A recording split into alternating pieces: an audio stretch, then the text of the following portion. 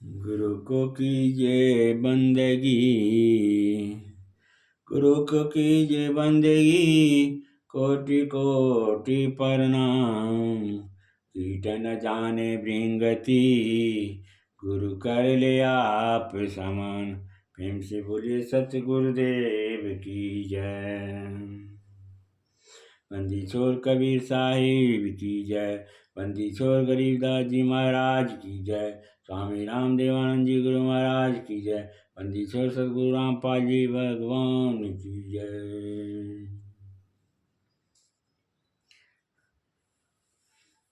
नवदा भक्ति का पांचवी भक्ति कहलाता है अर्चन। अर्चन का अर्थ होता है आराधना। विविध उपादानों से अपने इष्ट की पूजा करना। फूल, बेलपत्र, माला, तुलसी, दुर्वा, धूप, दीप, अक्षत, चंदन, जल, नैवेद्य, आरती आदि के साथ बाह्य पूजा और फिर उन्हीं विविध उपादानों से मानसिक पूजा करना। अपने सात्विक चिंतन आचरण को भगवत भक्ति के अनुरूप ढाल लेना अर्चन भक्ति है। अर्चन भक्ति के द्वारा साधक अपने मन को बाहर भटकने से रोककर प्रभु में लगता है। अर्चन भक्ति दो प्रकार से की जाती है, बाह्य पूजा और मानसिक पूजा। बाह्य पूजा के अंतर्गत साधक तरह तरह की पूजन सामग्रियों को जुटाकर अपने आराध्य को निवेदित करता है। धूप अगरबत्ती से पूजा करना, पात्र में जल लेकर प्रभु को आचमन करवाना, तिलक लगाना, अक्षत चढ़ाना, रोली कुमकुम समर्पित करना, तरह तरह के व्यंजन, मेवे, मिष्ठान, फूल फल आदि अच्छी और मन को प्रिय लगने वाली सात्विक पवित्र सामग्रियां प्रभु को भोग लगाना। इन क्रिया कलापों में वह इतना तल्लीन हो जाता है कि उसके सामने केवल प्रभु ही प्रभु रह जाते हैं। सारा संसार, सारे संकल्प विकल्प, सभी चिंताएं, सारे दोष दुर्गुण तिरोहित हो जाते हैं। अपने इष्ट के प्रति उसका अंतस अहोभाव से भरा होता है और हृदय आनंद से गदगद। अर्चन भक्ति के द्वारा साधक की वृत्ति संसार से सहज ही हटकर प्रभु में केंद्रित हो जाती है। कहीं भी उसे अच्छी चीज नजर आती है तो उसे लगता है जो कुछ शुभ और सुमंगल है सब कुछ तेरा ना मेरा है, और सहज ही हो जाता है। त्वदयंग वस्तु गोविंदम तुभ्यमेव समर्पये। मानसिक पूजा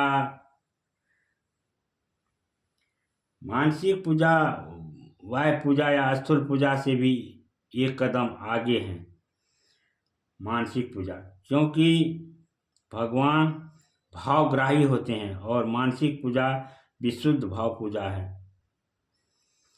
साधक अपनी भावना में विविध उपादानों पूजन सामग्रियों से थाल सजाता है।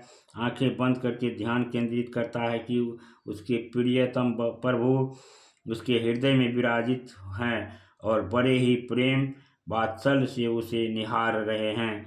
वह मानसिक भावों मानस वस्तुओं से ही उनकी पूजा अर्चना करता है। बाह्य पूजा में तो हो भी सकता है कि वस्तुएं प्रभु को समर्पित हो जाएं और मन भाग जाए, क्योंकि वहाँ स्थूल भौतिक सामग्रियां प्रधान होती है। लेकिन मानस पूजा में मन के भटकने चंचल होने पर मानस पूजन सामग्री ही तिरोहित हो जाती है। अतः साधक बार बार अपने मन और ध्यान को प्रयत्न पूर्वक प्रभु और प्रभु की पूजन व पूजन की सामग्री में लगाकर रहता है। इससे भक्ति में सहज ही योगियों की धारणा भूमिका परिपक्व हो जाती है और उसका चित्त ध्यान के योग हो जाता है। वह ध्यानस्थ होकर अगरबत्ती धूप दीप से भाव विभोर होकर पूजा करता है। वह देखता है कि अपने प्रभु के भाल पर शीतल सुगंधित चंदन रोरी कुमकुम का तिलक लगा रहा है, अक्षत चढ़ा रहा है और प्रभु अस्मित मुस्कान से भर उसकी पूजा को स्वीकार कर रहे हैं। फिर वह भावना करता है कि तरह तरह के सेवा मेवा मिष्ठान फल मिठाइयाँ प्रभु को भोग लगा रहा है। प्रभु प्रसन्न होकर उसके हाथों लगाए भोग को बड़े ही प्रेम से खा रहे हैं। शंख नगारे घंटी घड़ी घंट बज रहे हैं। प्रभु का मुख कमल भी प्रसन्नता के अतिरिक्त से खिला हुआ है। फिर देखता है कि प्रभु उससे बेहद प्रसन्न हैं, अपने हाथों उसे प्रसाद दे रहे हैं।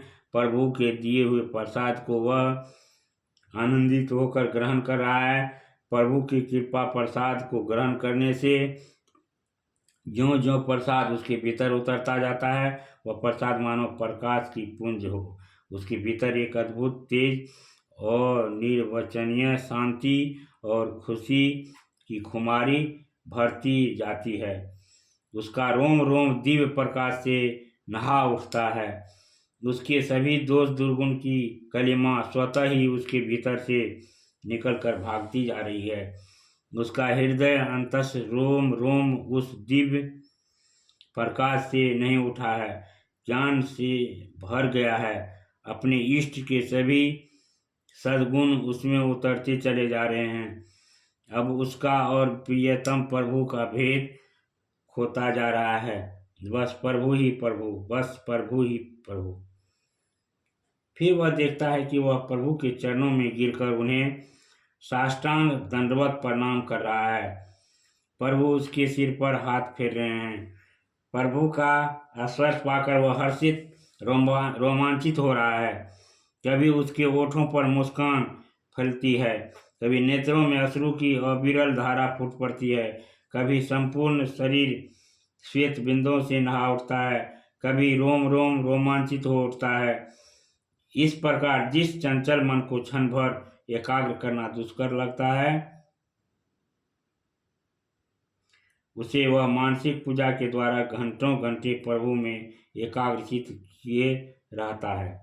श्रीमद् भागवत में कहा गया है, स्वर्गापवर्गयो पूषां रसायां भुवि संपदां सर्वासामपि सिद्धीनां मूलं तच्चरणार्चनम्।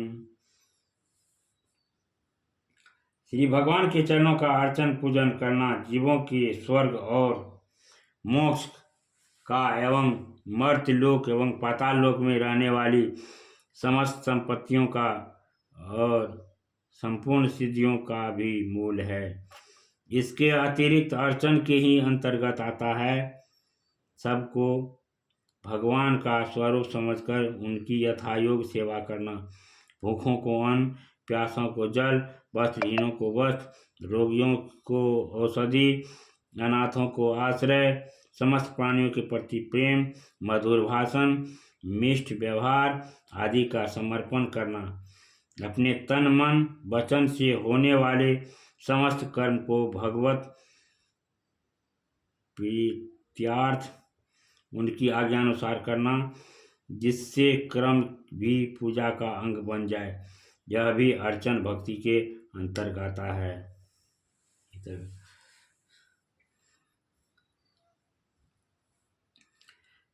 गीता में कहा गया है 18वां अध्याय 46वां श्लोक है, यथा प्रवितर्भूतानां येन सर्वविदं ततं स्वकर्माणां तमभ्यश्चर्य सिद्धि विदन्ति मानवः।